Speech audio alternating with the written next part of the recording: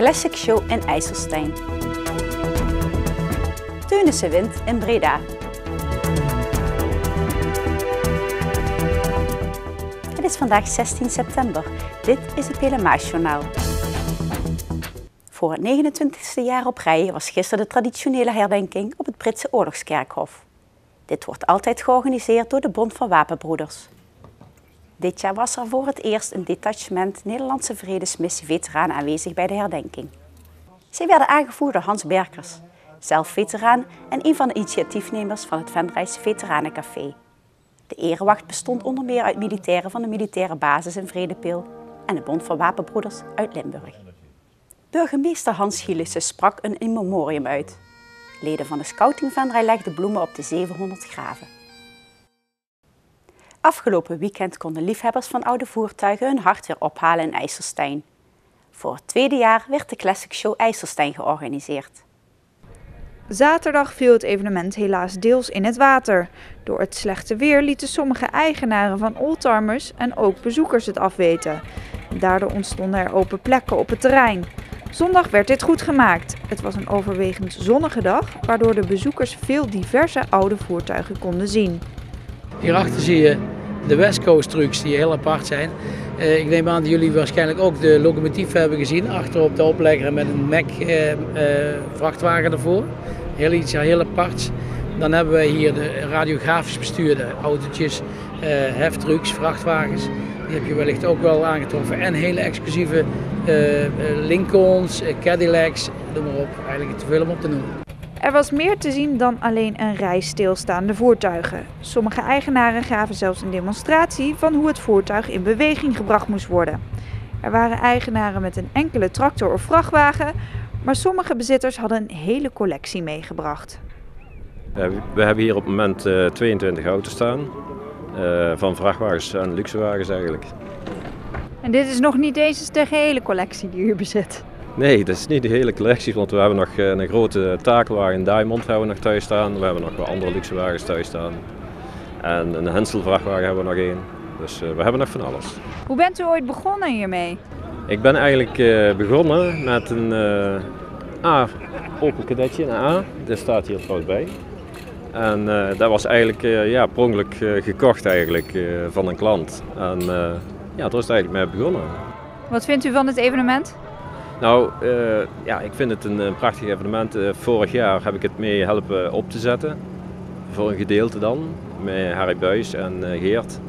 En zodoende zijn we eigenlijk een beetje ingerold hier. Tussen de grote hoeveelheid auto's, vrachtwagens en tractoren stonden ook voertuigen waar nog veel werk aan vooraf was gegaan. Zo ook aan de Lincolns van Loet van Dijk uit Overloon. Hij heeft een behoorlijke hoeveelheid tijd besteed aan het opknappen van zijn oldtimers. Ik heb die beide auto's helemaal in mijn eentje gerestaureerd. Helemaal alleen, dat is absoluut waar. Heb ik ruim 14.000 uur aan gewerkt. Hoe is die passie ooit ontstaan? Ja, als ik ergens aan begin, ik doe het of goed of helemaal niet. En dus als je dat voor de helft doet, daarom duurt het dan lang. Maar ja, nu heb ik ook iets moois. We hebben er verschillende eerste prijzen mee gewonnen. En hoe vindt u het nou om hier vandaag in IJsselstein te staan? Nou, dat is ook grandioos mooi. Vorig jaar ben ik er ook geweest, 1 dag. Maar toen was het begin en toen was het mooier weer. Vandaag is het super. Gisteren, zielig voor de organisatie. Het werk is even goed. Maar gisteravond zijn we hier geweest. Er zat een prachtig orkest. Muziek uit de jaren 60. Hebben we gruwelijk feest zitten vieren. Ja, maar daar kan ik ook iets van, niet alleen werken.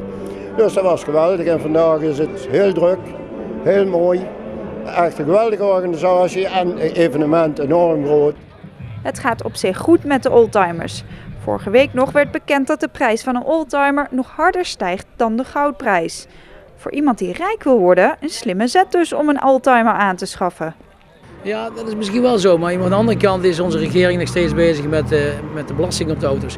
Er zijn mensen die hebben een vrachtwagen staan en onze regering wil nog steeds eigenlijk zoveel mogelijk belasting gaan beuren voor deze hobbyisten. En dat is natuurlijk een negatieve ontwikkeling.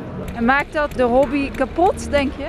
Sommige mensen zullen hun auto weg moeten doen als het niet meer betaalbaar is. Als je per jaar maar een paar 100 kilometer rijdt met zo'n mooie grote vrachtwagen bijvoorbeeld, dan is dat natuurlijk veel als je erg veel belasting moet betalen. En dat kan het kapot maken. Toch heeft de crisis nog weinig invloed gehad op het oldtimer-evenement in IJsselstein. Er was dit jaar bijna een dubbel aantal aan voertuigen te bezichtigen. Mede door de grote hoeveelheid aan vrijwilligers kan Classic Show IJsselstein ook volgend jaar weer terugkeren. Het Oranje Fonds heeft het dorpsservicecentrum Oostrum een bedrag van €25.000 overhandigd. Dit geldbedrag is bedoeld voor de verbetering van de oude watermolen en het gemeenschapshuis de Noosterham. Het dorpsservicecentrum beschikt sinds kort over 2 accommodaties. Beide gebouwen dienen grondig opgeknapt te worden. Onder andere schilder- en voegwerk hoorden bij de werkzaamheden. Het bestuur wil in het voorjaar van 2014 accommodaties weer gereed hebben voor gebruik. Mike Teunissen won gisteren de wegwedstrijd Rabobaronie Breda Classic.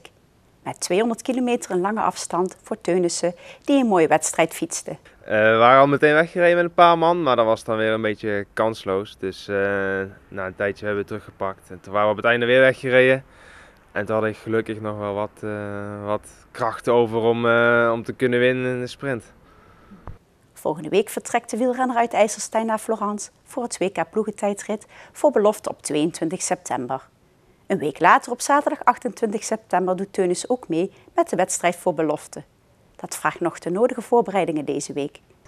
Ja, nu deze dag, morgen nog een beetje herstellen van gisteren dan. Was toch wel een zware wedstrijd. En dan woensdag en donderdag nog goed trainen. Nog 1 keer zware training doen en dan gaan we naar Florence toe. Dan oefenen we daar nog op de ploegentijd en dan is zondag die ploegentijdrit. En dan volgende week een beetje herstellen en dan helemaal hersteld die wegrit ingaan. Vrijdag werd bekend dat jij ook ploegentijdritten mocht doen. Vorig jaar niet gedaan. Vorig jaar zat ik eigenlijk nog niet bij deze jongere ploeg van Rabobank. Dus wij als crossers mochten toen niet rijden, maar nu doen we nou wel mee met de jongere ploeg. Dus ja, dat is altijd wel spannend. Ik heb nog niet zo heel vaak een ploegentijdrit gereden, dus ja, dat het zwaar wordt, dat lijkt me wel voornaam. Maar wij zijn natuurlijk de jongste ploeg volgens mij van iedereen die meedoet. Dus we gaan hier niet voor de overwinning meedoen. Maar het is vooral een leerproces en een oefenen voor de toekomst. Want ja, hopelijk zal ik later nog wel heel vaak een ploegentijd rijden. Wat Teunissen met de wegwedstrijd kan presteren, vindt hij nog moeilijk om te zeggen. Ook Wout Poels doet mee met het WK in Florence. Hij doet mee met de wegwedstrijd voor professionals op zondag 29 september. Tot zover het PLMA-journaal. Tips kunt u mailen naar de redactie. Deze uitzending wordt herhaald tot en met dinsdag 12 uur 's middags. Morgenavond is er weer een nieuw journaal. Weer of geen weer, bij ons is het altijd vakantieweer. Aankomende nacht waait het stevig. Het voelt vrij koud aan. Morgen overdag is het half tot zwaar bewolkt. Er trekken buien over de gemeente. 'S Avonds zijn er lange perioden met regen. Het wordt maximaal 16 graden. Ik wens u een hele fijne avond en graag tot morgen.